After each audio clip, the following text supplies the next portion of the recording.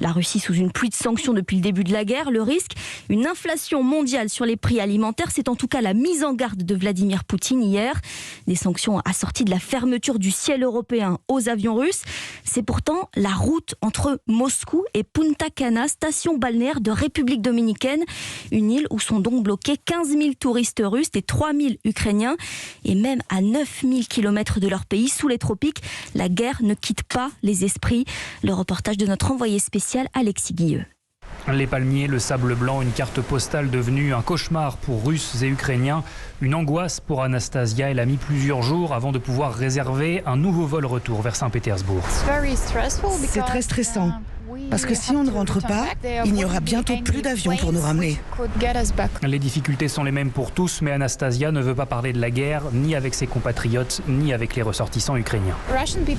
Il faut faire la différence entre le gouvernement et la population russe.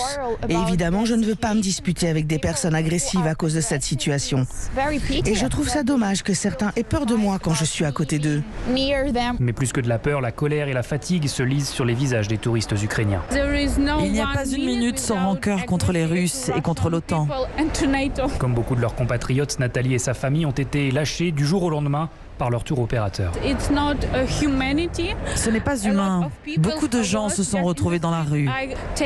On a hébergé 2 Ukrainiennes dans notre appartement pendant 4 jours parce qu'elles n'avaient plus d'argent.